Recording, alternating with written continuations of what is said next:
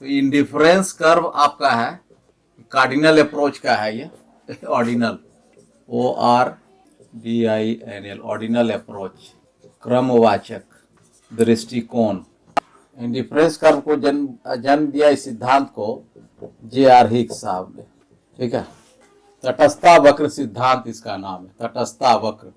इसको, इसका नाम जो है कई जगह अलग अलग होता है। तटस्थता वक्र, इसे उदासीन वक्र भी कहा जाता है, उदासीनता वक्र, ठीक है ना, लेकिन सबका हिंदी एक ही होता है।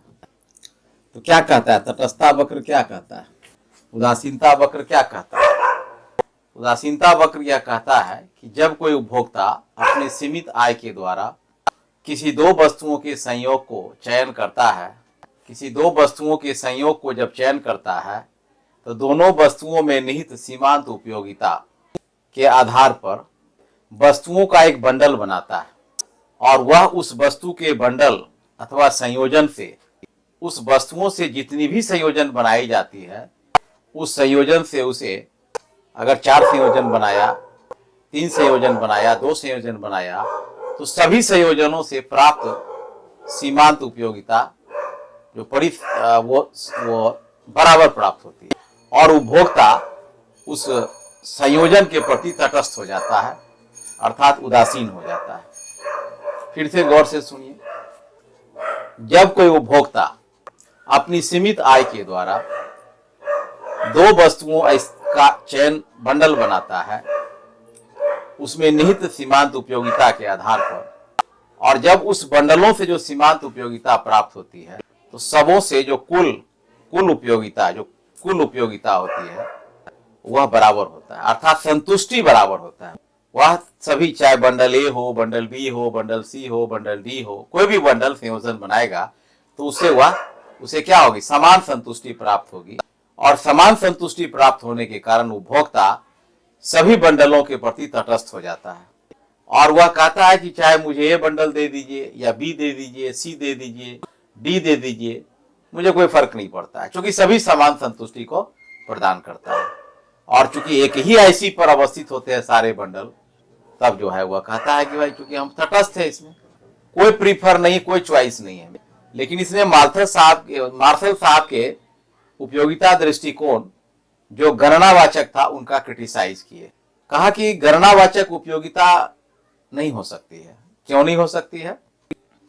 क्योंकि उपयोगिता जो एक निहित गुण है वह अंतर्निहित है, और वह एक मनोवैज्ञानिक धारणा है, ठीक है, साइकोलॉजिकल फिनोमिना है, जिस कारण से किसी भी उपभोक्ता के मन की बात को हम यूटिल में या मुद्रा की इकाई में हम नहीं माप सकते हैं, समझ गया ना। हाँ, हम उसे क्रमबद्ध कर सकते हैं कि ए से हमको ज्यादा मिला, बी से ज्यादा मिला, 2 आम खाने से ज्यादा संतुष्टि मिली, 3 सेब खाने से ज्यादा संतुष्टि मिली, या 1 सेब 3 आम खाने से ज्यादा संतुष्टि मिली। वह एक क्रम, एक ऑर्डरिंग कर सकता है वह, लेकिन उसको क्लासिफाइड यूटिल्स के आधार पर नहीं कर सकता।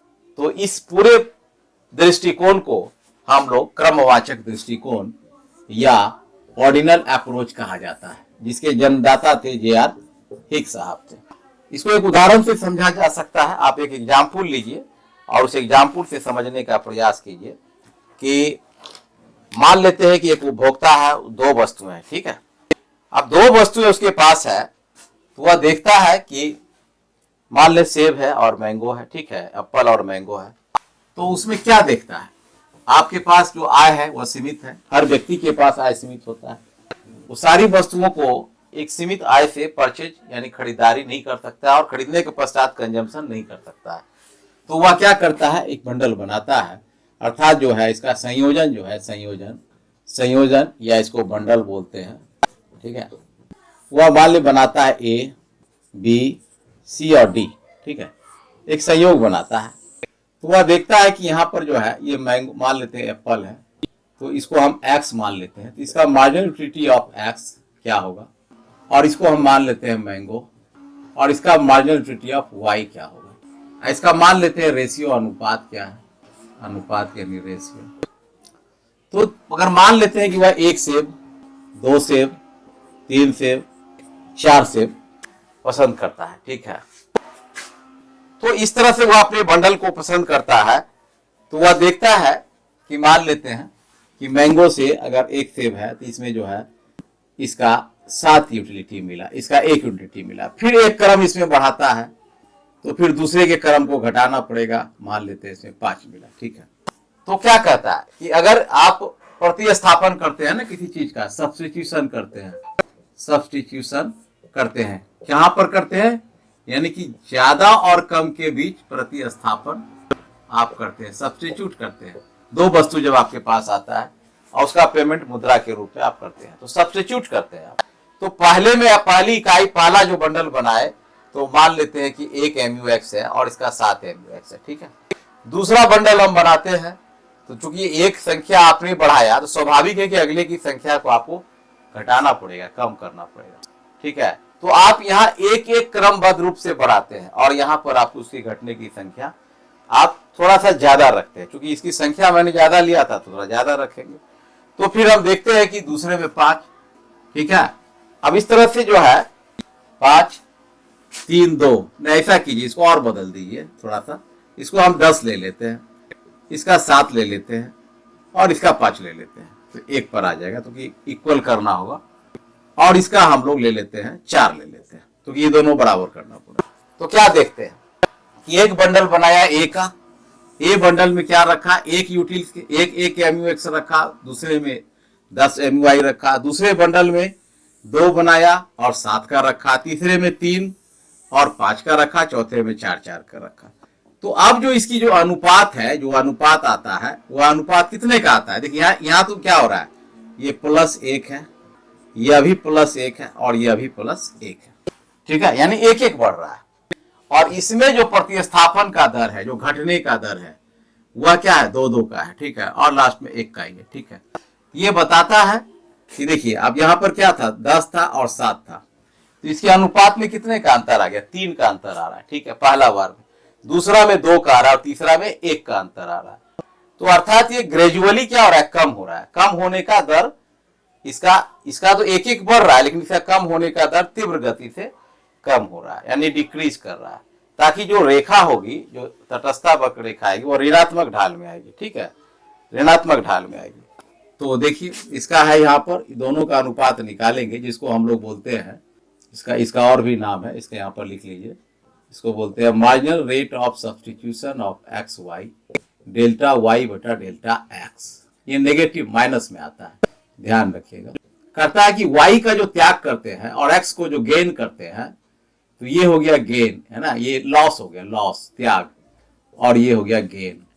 तो ज्यादा करते हैं Y का, ये Y हमारा हो गया और ये X हो गया, ज्यादा करते हैं। तो जो मार्जिनल रेट ऑफ सब्स्टिट्यूशन है, जो सब्स्टिट्यूट कर रहे हैं X के जगह पर Y का, तो उसमें से हम देख रहे हैं कि यहाँ पर 1 बढ़ा है लेकिन 3 का त्याग कर दिया, अर्थात इसका 3:1 हो गया, ठीक है। इस हिसाब से इसका हो गया 2:1 हो गया और इसका 4:4 है तो 1:1 हो गया।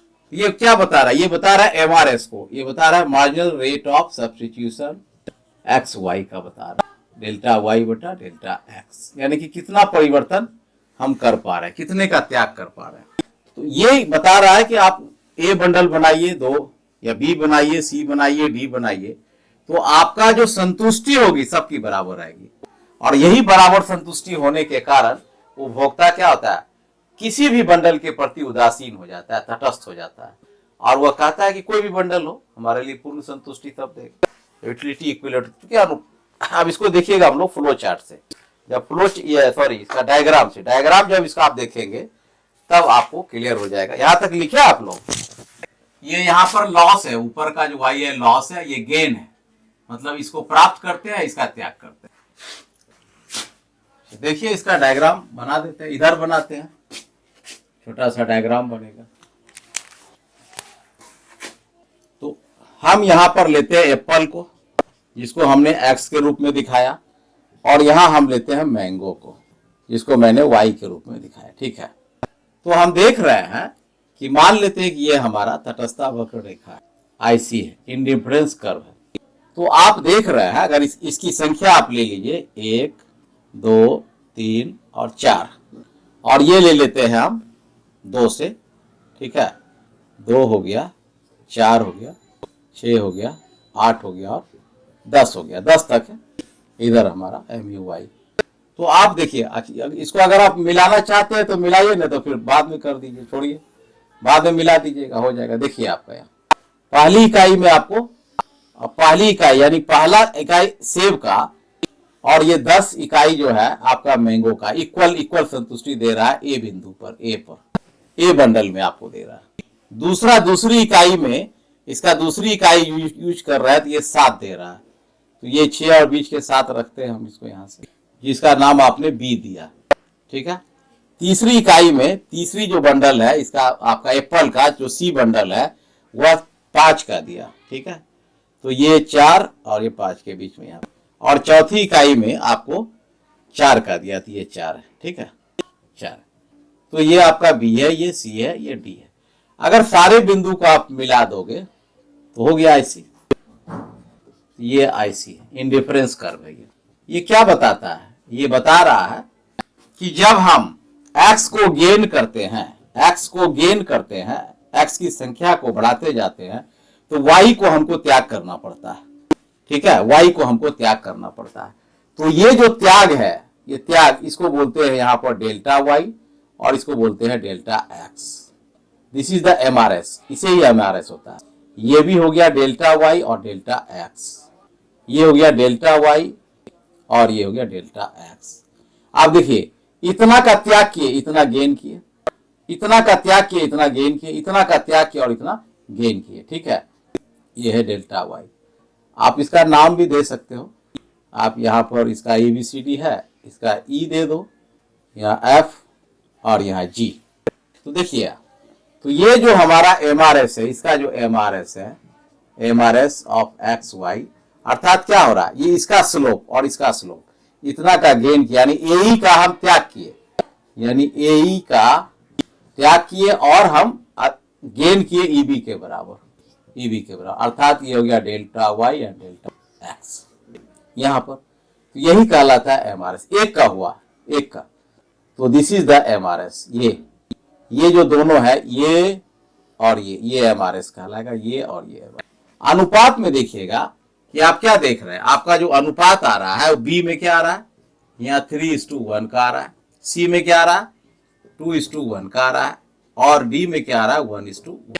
तो कहना है हिग्स साहब का कि आप चाहे ए ले लो, बी ले लो, सी ले लो या डी ले लो, क्योंकि एक ही IC पर, एक ही रेखा पर चारों बिंदु है, तो भले ही संयोग अलग अलग होगा, ठीक है, भले ही संयोग जो है अलग अलग होगा, किसी की संख्या ज्यादा, किसी का कम, किसी का ज्यादा, किसी का कम होगा, लेकिन संतुष्टि जो स्तर है वह समान होगी। यानी कि एक ए बंडल में आप 10 मैंगो खा लीजिए या 1 सेब खाइए, आपको समान संतुष्टि है। 2 सेब खाइए या 7 मैंगो खाइए, समान संतुष्टि है। 3 सेब खाइए या 5 मैंगो खाइए, या 4 एप्पल खाइए या 4 एप्पल खाइए, आपको समान संतुष्टि देगी। तो ये कहता है, यही है IC कर्व, इसी को बोलते हैं इंडिफरेंस कर्व, ठीक है। तो परिभाषा क्लियर हो जाता है कि जब कोई उपभोक्ता अपने सीमित संसाधनों के द्वारा, सीमित आय के द्वारा, है ना, जब किसी दो वस्तुओं के संयोग को बनाता है, दो वस्तुओं के संयोग का बंडल का चयन करता है, तो दोनों वस्तुओं से प्राप्त सीमांत उपयोगिता के आधार पर, है ना, दोनों वस्तुओं का जो प्रतिस्थापन करता है, अर्थात एक के बदले एक दूसरे का जो प्रतिस्थापन करता है, तो सभी प्रतिस्थापन, सभी संयोग, है ना, एक ही रेखा पर अवस्थित हो जाती है, वह ABCD, और सभी संयोग से उसे समान संतुष्टि की प्राप्ति होती है ना, सबसे समान संतुष्टि मिलता है। इसीलिए, है ना, जो IC कर्व रेखा है वह ऋणात्मक ढाल का होता है, डाउनवर्ड स्लोप का होता है, ठीक है, डाउनवर्ड स्लोप की। तो आप कोई भी संयोग बनाइए, आपकी संतुष्टि समान मिलेगी, और समान संतुष्टि मिलने के कारण उपभोक्ता सभी संयोग के प्रति, सभी बंडल के प्रति तटस्थ हो जाता है, उदासीन हो जाता है। इसे ही हिग्स ने क्रमवाचक दृष्टिकोण, है ना, अर्थात ऑर्डिनल अप्रोच की संज्ञा दिया है, और इस रेखा को, जिस रेखा पर सभी बंडल उपस्थित होते हैं, इसे ही तटस्थता वक्र रेखा कहा है, जो कि अनुसूची से भी आपको स्पष्ट है और रेखा चित्र से भी स्पष्ट है। अब इसको लिखेंगे कैसे कि उपरोक्त अनुसूची में जब हम देखते हैं कि सेब की मात्रा, MUX की मात्रा लगातार बढ़ाई जाती है एक एक क्रमबद्ध रूप से, और सेव MUI की मात्रा क्रमशः घटती जाती है, अर्थात एक का बढ़ाते हैं एक का घटाते हैं। तो आनुपातिक रूप से जब MRS की अध्ययन करते हैं, जो मार्जिनल रेट ऑफ सब्स्टिट्यूशन है, वो आनुपातिक रूप से देखते हैं कि 3:1, 2:1 और 1:1 होता है। जब मैं इसे रेखा चित्र में प्लॉट करता हूँ, प्रदर्शित करता हूँ, तो मैं देखता हूँ कि इतना ज्यादा AE का त्याग करता है और EB का गेन करता है ना। ये BF का त्याग करता है और FC का गेन करता है, यहाँ CG का त्याग करता है और GD का गेन करता है, और यही क्रम चलता है। इसीलिए उपभोक्ता का जो तटस्थता वक्र है वह ऋणात्मक ढाल का हो जाता है ना, वह नकारात्मक ढाल का हो जाता है, नेगेटिव स्लोप, अर्थात ऊपर बाएं से दाएं की ओर ढलान होती है। यह प्रदर्शित करता है कि अगर एक वस्तु को गेन करते हैं तो दूसरे वस्तु को हमें लॉस करना पड़ता है, यानी उसका ज्यादा त्याग करना पड़ता है। ठीक है, चूंकि सारे बंडल एक ही रेखा पर अवस्थित हो जाते हैं, बंडल या संयोजन A, संयोजन B, संयोजन C और संयोजन D सभी एक ही बंडल पर उपस्थित होते, एक ही रेखा पर उपस्थित होते हैं, इसलिए उपभोक्ता तटस्थता वक्र सिद्धांत के आधार पर उदासीन हो जाता है, तटस्थ हो जाता है, क्योंकि उसे सभी बंडल से समान संतुष्टि की प्राप्ति होती है। दैट्स ऑल, ये आपका तटस्थता वक्र रेखा हो गया। नहीं, हॉरिजेंटल नहीं होगा, क्योंकि अभी हम लिखाएंगे, क्योंकि ये ऐसे घूम जाता है, ये इस तरह से ये पूरा सर्कल बन जाता है, ये कभी भी नहीं होगा। ऐसा थोड़ी होगा कोई वस्तु लीजिएगा संतुष्टि नहीं देगा, ऐसा कुछ संतुष्टि तो देगा ही ना, जीरो तो कभी नहीं देगा। मान लिया आम खाइए कुछ संतुष्टि नहीं मिला, एगो सेब खा लीजिए कुछ नहीं मिलेगा, ऐसा थोड़ी, मिलना तो है, उपभोक्ता को कुछ ना कुछ संतुष्टि मिलेगा ही मिलेगा। ठीक है ना, इसलिए तो दो वस्तु का चयन कर, मिटा दें। अब आपसे पूछ देगा कभी कभी, बताइए MRS क्या है? तो मार्जिनल रेट ऑफ सब्स्टिट्यूशन वह दर है ना, प्रतिस्थापन का वह दर है कि जब दो वस्तुओं का एक दूसरे के वस्तु के प्रति मार्जिनल यूटिलिटी है ना, सीमांत उपयोगिता के आधार पर हम प्रतिस्थापित करते हैं। अगर हमें सेब की तुलना में आम से ज्यादा संतुष्टि प्राप्त होता है, MUX मिलता है, सीमांत उपयोगिता मिलती है, तो हम उसे आम की जगह पर सेब को प्रतिस्थापित करते हैं, या सेब की जगह पर आम को प्रतिस्थापित करते हैं, और यही प्रतिस्थापन दर लगातार उपभोक्ता का चलता रहता है ना, जब तक कि उपभोक्ता की आय खर्च नहीं हो जाती। पूरा आय उसका जब तक खर्च नहीं हो जाता है, तब तक वह वस्तु का बंडल बनाता रहता है, और यही वस्तु का बंडल बनाने के क्रम में है ना, वह अपनी संतुष्टि स्तर को भी देखता है, तो देखता है कि सभी बंडलों से संतुष्टि का स्तर समान प्राप्त होती है। हो गया, इसमें देखिए बहुत भारी नहीं है, सब आपको समझने की जरूरत